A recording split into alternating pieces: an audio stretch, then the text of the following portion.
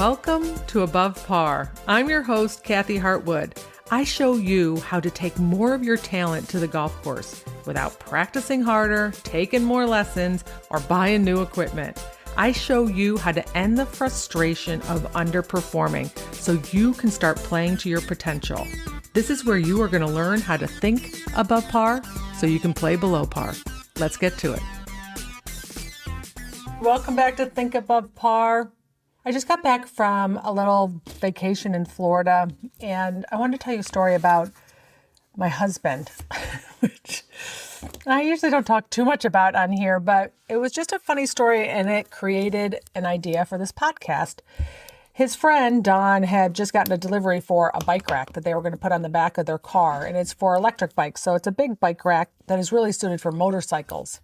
The guys had gone through and assembled this bike rack. They put the bike on, they tied it up. There's a couple problems with it. One, it's just sitting out really far from the edge of the car. So someone's going to take it down, right? Someone is going to hit that one tire.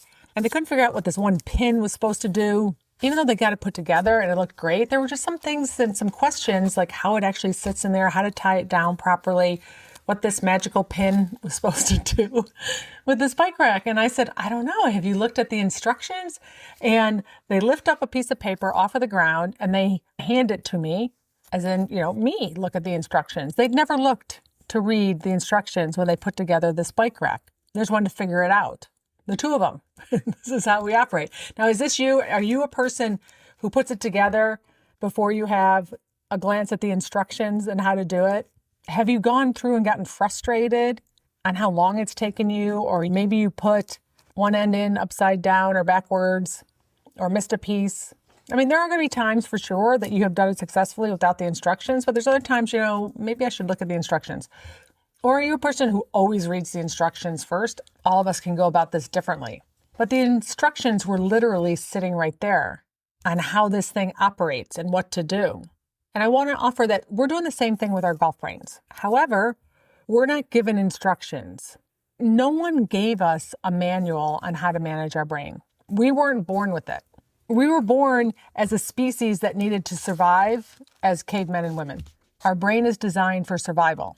Even though we're all given a brain, it is not designed for greatness. It's designed not to be eaten by a saber-toothed tiger, a prehistoric hyena, or get kicked out of the tribe, or starve. That was the only way we were going to survive. No one at that time needed to understand their brain. They just did. They just were. They just existed.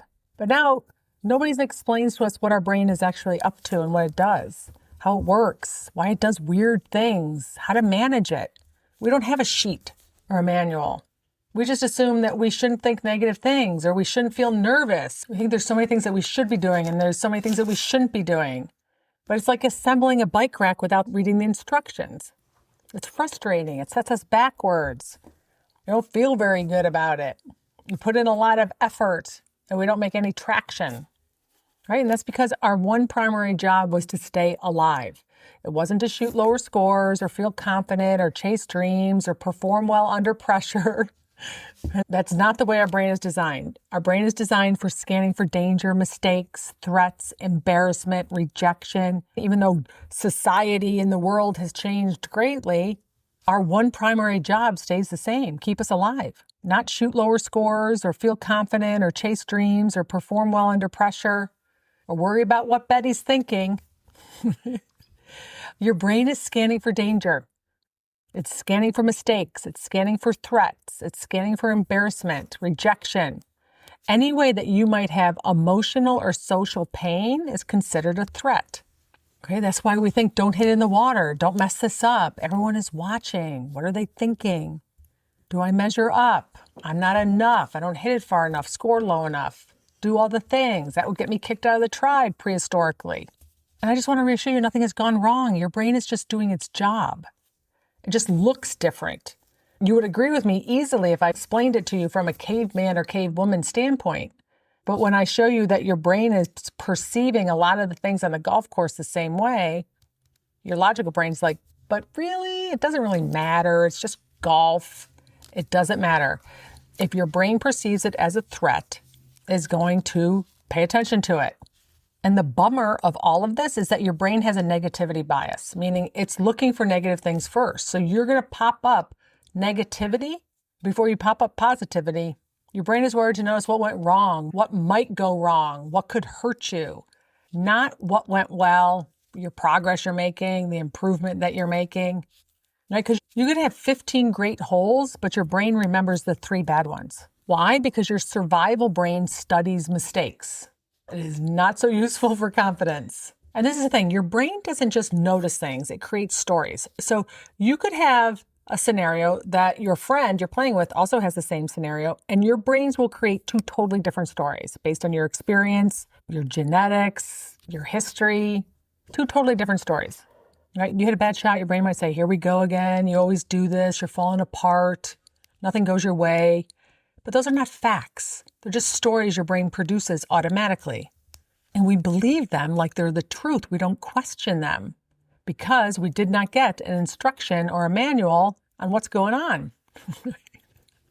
You were probably raised by parents who didn't get an instruction manual either. And the thing that's challenging is that you might have some evidence of some people who are pretty good at managing their mind. It seems like they have it all figured out. But really figuring it out by yourself can take forever. It takes a lot of trial and error. It takes a lot of self-awareness. It takes a lot of noticing, well, that didn't work. Let me try something different. It takes you noticing patterns in yourself before you're like, okay, maybe that's not true. Maybe I could think something different. Maybe I could do something differently, right? Which trying to figure it out by yourself is like the bike rack analogy in the beginning. It just takes longer. You might have done it enough times to figure out that you could probably get 80% of it on point, but you might miss some. You might put in a couple wrong bolts. You might put it in upside down, backwards. Right? But in that process of trying to figure it out, we're probably going to spend a lot of time getting frustrated, beating ourselves up, maybe even going backwards a little bit with our golf game. And that's just because we never learned how the brain actually operates. Right? You're trying to assemble something really complicated without instructions. I know I did this for decades playing competitive golf, but I've also spent years studying it, testing it, reading about it, understanding it, coaching it. I basically went and found and created the instruction manual for your brain. I'm not downplaying I'm a brain scientist. I'm just saying I understand the basic instructions for you to create success with your brain, what to anticipate with your brain, the negativity, that thoughts are optional, that you create your emotions from your thoughts, that your brain is wired to look for ways that you aren't going to survive, the negativity bias of your brain, the being onto it and being aware of what's going on instead of buying into the story about how you're not enough or that you're going to fail or that you're struggling and everybody else is better than you and comparing yourself to other people. It's being able to see through all of that and then having the steps in the process to direct your brain on purpose so that it serves you, so it's working with you and not against you. And one would say, why would my brain be working against me? It's not. It's trying to keep you alive. It just thinks that the things that you think are important are actually a threat. Part of it is because you think it's so important. Hitting over the water is so important to you that you feel like you might have emotional or social pain. If it doesn't get over the water, your brain will scan for all the ways that you might screw up to keep you safe. Thank you, brain. But also noticing that's not true. I am not going to die as a species if I hit the ball in the water. The more golf matters to you, the more it is important for you to score a certain way, whether you're attached to a number or not, or just to impress your friends, or you worry about judgment, or you worry about embarrassing yourselves. These are all things that your brain perceives as a danger, and then it is going to create a lot of noise on the golf course. It is going to point out all the things that could possibly go wrong for you. This is a beautiful brain that you have working for you, doing exactly what it's designed to do. And it's not that you have to control your brain, you just have to learn how to guide it. And I want to reassure you, if this is resonating with you at all, there's nothing wrong with you. You're not broken. Your brain's not broken. You're not mentally weak. You were just simply never taught how it works. So the next time you're on the golf course and you hear your brain say, don't mess this up, you could simply say, that's my brain in survival mode. What do I want to think right here? What is going to serve me? What is something that I can think instead that feels better and that is going to create a better result?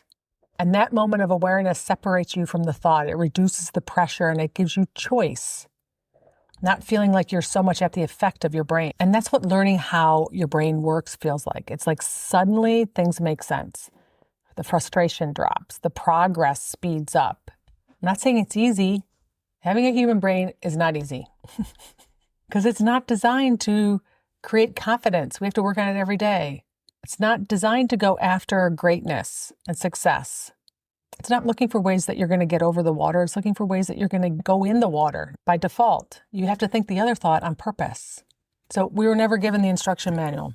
The guys putting the bike rack together were, but we weren't given an instruction manual. You're not supposed to naturally know how to manage your mind or guide it.